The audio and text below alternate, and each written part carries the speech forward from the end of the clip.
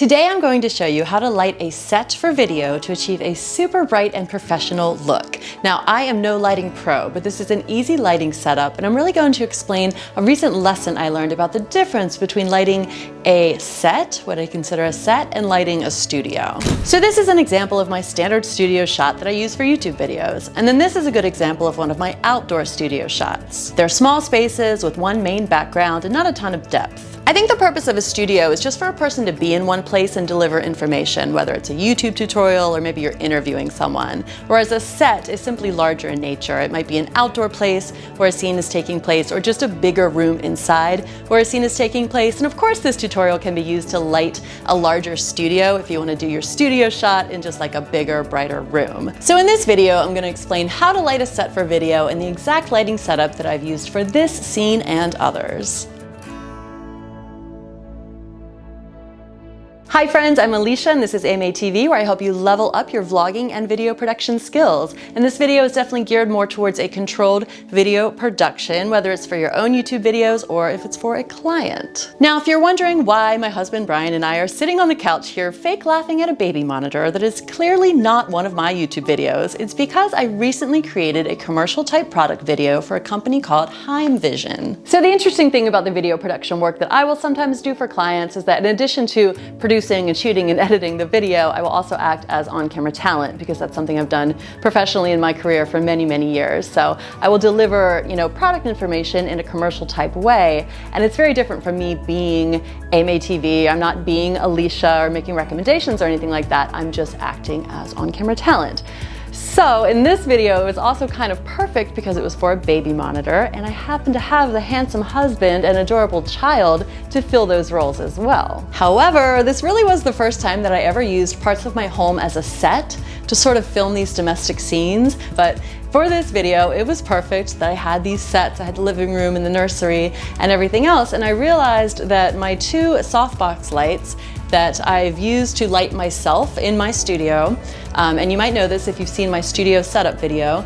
They are right here. I've used them for most of 2019, both indoors and outdoors, and they have been great, but I quickly realized that to get that bright white look in a set and to make my house look really bright and kind of commercial, then I needed a lot more light than just these. So I'm gonna take these now and kind of just fine tune this couch scene to show you the difference between if I were just lit and if the whole room were just lit, and then I'm gonna show you what I do exactly to light the whole room.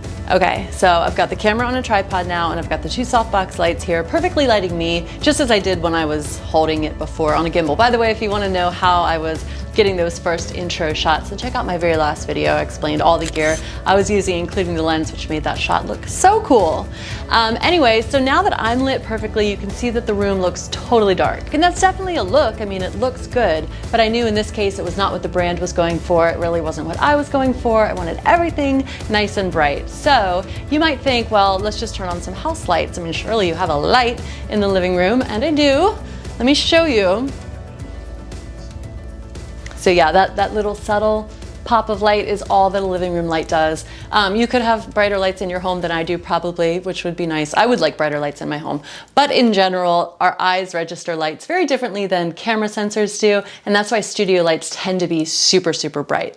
So in doing research for a bright light that was going to light up the whole room, of course on YouTube I came across the Aperture 120D, which is a very, very nice professional studio light that a lot of YouTubers review and recommend. But the thing about this light is that it's $750, and then the diffuser on top of that is another like $100 or $200. And that's awesome. I love high quality gear. I love that this stuff exists and can really stand the test of time, but considering I wasn't going to use it very often, I wasn't going to spend that much money on a light. So what I ended up doing at first, and I almost hate to admit this because I'm really not about buying the cheapest thing that's just going to break and end up in the trash. It's so much better to invest in high quality anything, whether it's clothes, gear, Tupperware, anything, because things that stand the test of time put less impact on the environment, and it's just completely worth it, even financially. You end up having something last longer, you don't have to buy it again and again. Anyway, but I did. I bought a very cheap light on Amazon. It was an 80-watt light, whereas the 120D is 120 watts, so I figured maybe that's why it's cheaper. It came with the diffuser and the light stand, so I was like, oh, that's good. And because I'm not a lighting pro, I figured maybe it would suit my needs and I wouldn't notice the difference. I didn't have the 120D to compare it to, And this light was okay, but fortunately I didn't have to keep it because the perfect light that kind of split the middle ground between super high-end expensive and super crappy low quality, the perfect light just came into my life, and this company reached out to me called Falcon Eyes, and they have a similar light, very similar to the 120D. It's 120 watts. It's called the P12, and it was awesome. And fortunately, I still had that cheap light, and I was able to compare these two lights side by side. I didn't get a video test of it, but just setting these two lights up and shining them at different walls, you can see a difference in the quality of the light. So one just looked creamier, it just looked more natural, and then one looked just like a, I don't know, it just looked like a cheap light, like something that would be on the wall at a gas station, I don't know. So this Falcon Eyes P12 light ended up being exactly what I needed, and I'm so happy to have it. And I'd like to thank Falcon Eyes for sending me this light, because I will definitely use it for a lot of studio productions here on out. And I'm really excited to see what other things I can do with it besides lighting my living room. But what I'm gonna do right now is show you the difference between this set, and then I'm gonna set up the light and show you what it looks like and how it lights up the entire room. In case you're wondering why there's a cat on the couch making this set look even more awesome, because you know I don't have a cat. It's because I do have a cat now. Her name is Betty. She started just coming around and we started feeding her, and she's the sweetest cat. Someone just abandoned her, I think, and Ella loves her and adopted her. She's not allowed in the house, but she sneaks in the house, and it's really cute when she does, so I just let her stay. Okay, this is a slightly awkward shot, but I really just wanted to sit down and show you the light. Tip number one, make sure your softbox light is not in the shot.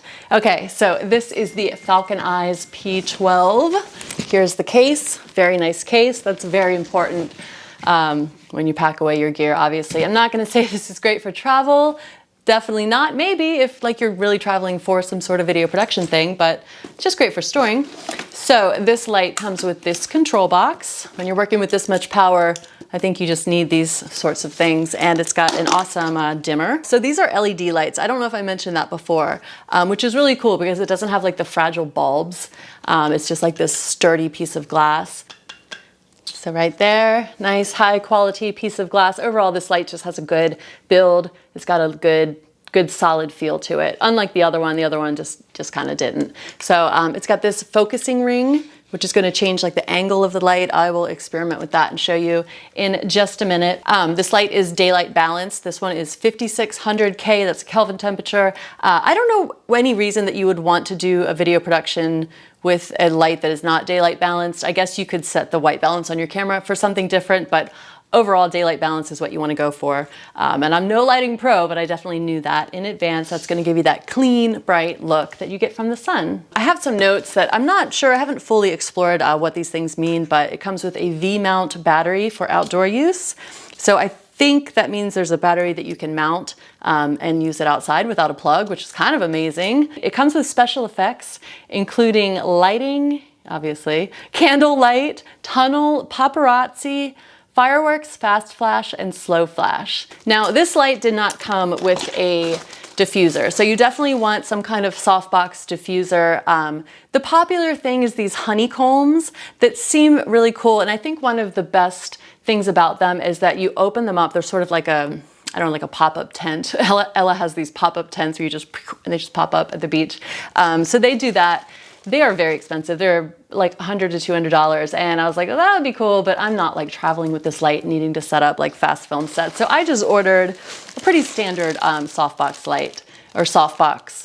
Just softbox. So I'll show you what this looks like set up. It's going to take a few more minutes to set up, but I will, maybe I'll do a time lapse of it so you can see. And it's going to do the trick, I know, because another way to do this trick of diffusing is you could literally just set up like a sheet of diffusion paper, and that kind of involves more of a rig. So I think it's better to actually have something rather than build something. But if you're a builder type, you could always just build something to get that like simple diffusion that you're going to need to kind of kill the harsh shadows and things like that. So I needed a light stand, and again, I made the mistake. I ordered a very cheap light stand, except it's an Amazon Basics product. Have you guys ever ordered an Amazon Basics product, whether it's like a, I don't know, a cable, or, I mean, they make Amazon Basics everything. Usually they're pretty good. Like usually they're just simple things and they're decent, but I already set this up once and it literally scared me. Like I was afraid. I mean, it is not sturdy.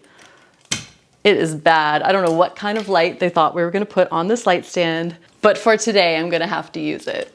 So we got some serious electrical connections going on right here. Oh, and by the way, the standard mount that you're gonna want, that you'll see on all these lights, is called a Bowens mount. So that is what all of these soft boxes, not all of the soft boxes, but what a lot of the soft boxes will mount up to. This poor light, it deserves a better light stand for sure. Now these lights do have fans, and one thing I know is that the cheaper lights are gonna have louder fans. And this fan, I don't even know if you, well, you know what? You probably can hear it because I've got the Rode Wireless Go and I'm standing right next to it. But if I were the camera, you probably couldn't hear it. You're never gonna be, if you're the talent and you're wearing the mic, you're never gonna be so close to the light that you'll pick up that fan sound, I don't think. All right, so there it is, dimming. Oh, that must be the strobe mode. Okay, so this yellow focusing ring, what it does is it's gonna give you the option to make it more like a spotlight. Oh, look at that. This poor cat. I don't even know why she wants to be in here. And it's still a little bit concentrated, and that's what a light is gonna look like without the diffuser.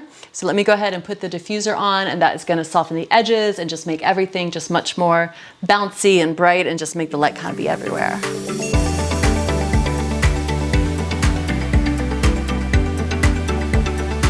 Okay, I'm sure that time lapse was hilarious because that was a massive pain. These softbox lights are always a little bit tricky to set up. You kind of have to learn their nuances when you get a new one. This is my first time setting this one up.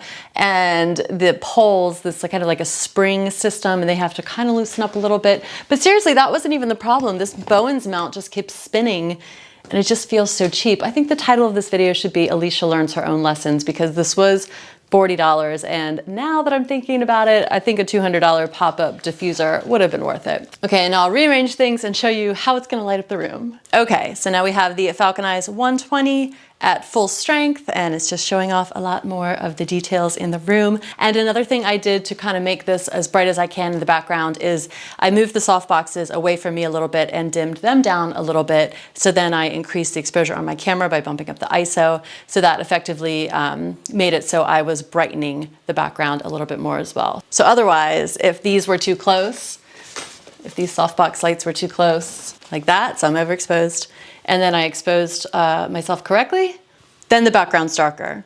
But by moving them back, it kind of lowers the contrast, and that allows you to make the background brighter. And yes, this is the final look. This is the look I'm going for. And if I were to really go all out with the lighting setup, I would maybe get another one of these or another softbox light and just kind of fill in more over here. You go to a studio, a real studio, and there are just lights everywhere, from the ceilings, from the floor, and then there's like on-set lighting too, which would be this. I forget what it's called. It's called when there's just a light in the background, but it's not actually lighting the set, but it's part of the set. I'll put the term for it. It's really interesting. And these tungsten, this is like one of those old-fashioned bulb style lights. This light's really cool, actually. I'll link to it because I really like it. I've had it for a while now.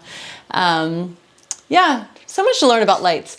So thank you for joining me in this video, even though I am not a lighting expert. Sometimes I do hope that the things I'm learning as I'm learning them can kind of help you learn them as well, because I know I'll go and watch like super pro videos about a topic and they just go so deep that I'm just kind of overwhelmed. So I think that if you're kind of right in line with my level of learning on certain situations, that it might be a better way to kind of overcome your challenges, or at least see what's ahead. For example, if you've never done a set, kind of lit a whole room and you're about to, this will give you a heads up on what you might need. And of course, all the links are in the description below. There's lots of great lights on Amazon. This is definitely one that I am happy to have discovered because it is perfect middle ground, not being super, super expensive, but definitely not being cheap either. I think one moral that we all learned here is that the cheapest thing is definitely just not worth the savings. You know what I mean? So leave me a comment below. Let me know what you are using to light your YouTube videos. And if you noticed I was doing anything wrong that you think I could do better, leave me a comment, because I like to make the comment section like a community where we can all learn from each other, learn from each other's mistakes and that sort of thing, and recommend things to each other. All right, guys, thank you so much for watching. Subscribe if you haven't already, and I will see you all in the next video. And I'm Alicia, and this is AMA TV. I think I didn't say that earlier, but I'm saying it now. All right, talk to you soon. Bye.